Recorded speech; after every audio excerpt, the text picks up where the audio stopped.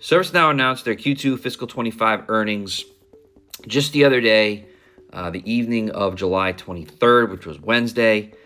Look, significant growth, 20%, 22.5% to be specific on their subscription revenue. We'll get into the numbers in a minute.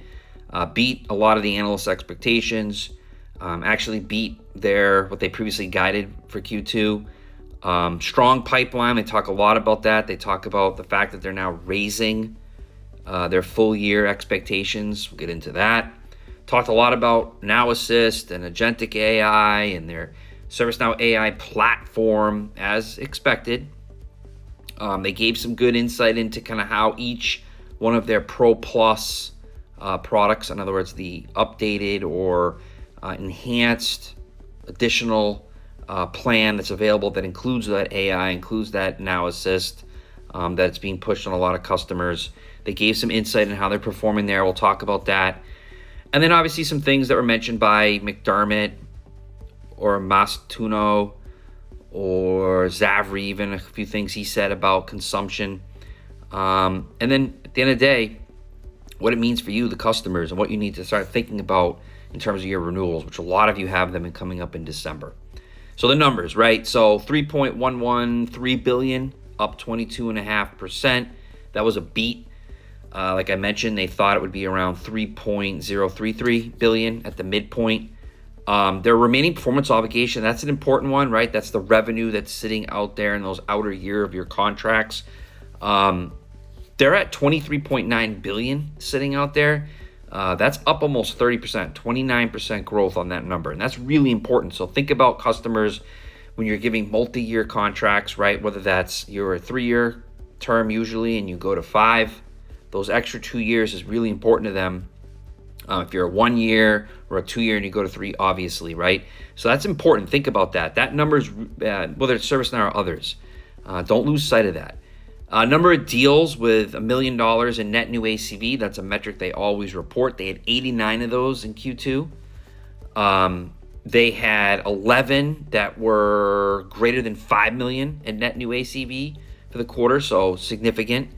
Number of customers spending $5 million or more a year. Now that's, again, they've started to evolve from 1 to 5 million in their reporting metric. They have 528 customers right now that are spending on average, the ACV, right, is 5 million. Okay, that number is up 19.5% since last year. So 528 customers that are spending $5 million per year. They've grown that almost 20% year over year. That's pretty impressive. The average of that group, the average annual contract value is 14.5 million.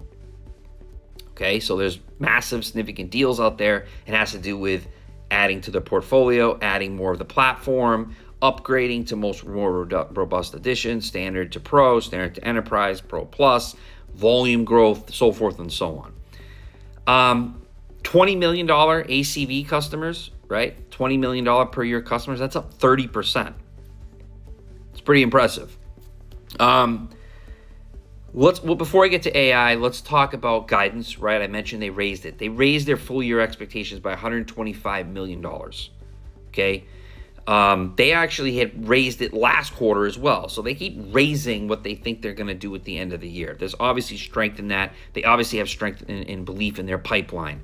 Speaking of pipeline, they said that they got $1.2 billion in pipe coming out of knowledge alone. Now, again, that's not all for this year, right? But that's pretty significant. And this is why, and go back and look, I always put content out there and I spend time at knowledge to tell customers, when you're there, they have a plan. And that plan is to build that pipeline. So if you used it effectively, that could be fine, right? Create leverage through their need to create pipe. Then when it comes to negotiate, remind them that you know how important this is.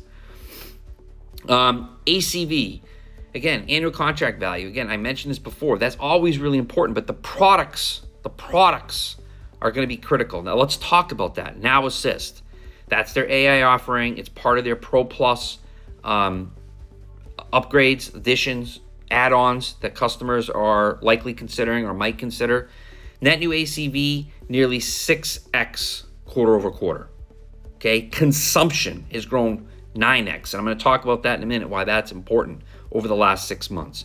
Average deal size tied to Now Assist has tripled. Okay, so momentum. Now, they're not giving you the specific numbers, but they did say, specifically the CFO, right, important person, looking at the numbers, she did say that they feel like they're very much on track to hit $1 billion in ACV by 2026, a year from now, tied to Now Assist. Okay, critically important. What else is important?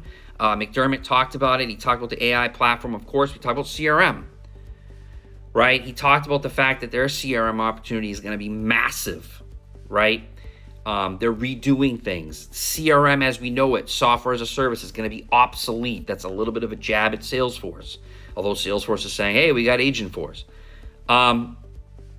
They're not just entering it in McDermott's eyes, they're changing it, right? They're going to market with a fully integrated AI-powered front office, sales and service, operations, right? So that's how they're going to approach things. So all you customers understand that's massively important to them if you're even considering it, and also expect them to be pushing it heavy.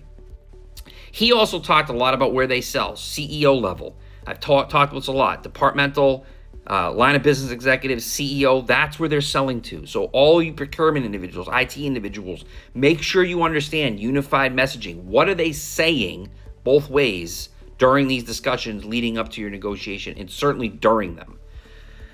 Zafri, I talked about consumption. He talked about Pro Plus and how their excitement and adoption and all the ITSM and CSM Plus quadrupled, ITOM Plus tripled, HRSD Plus doubled, right? So there's a lot of momentum, but he talked about the consumption, and he reminded the market that there's a Now Assist, a number that you get, number of assists, and the consumption is up. And so as you consume more than what you have in your available to you, you owe them more money.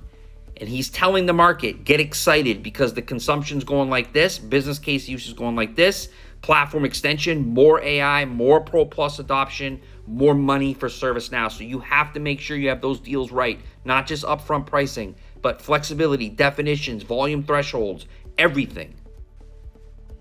And then last thing I'm going to leave you with, this is always interesting,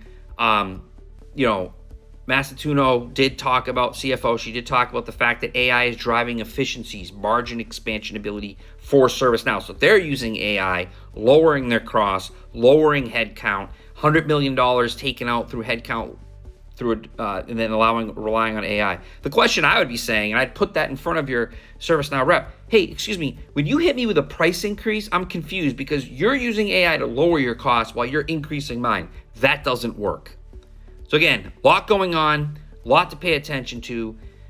I can't implore enough. Use this information, use it effectively. Let ServiceNow understand you know what matters to them.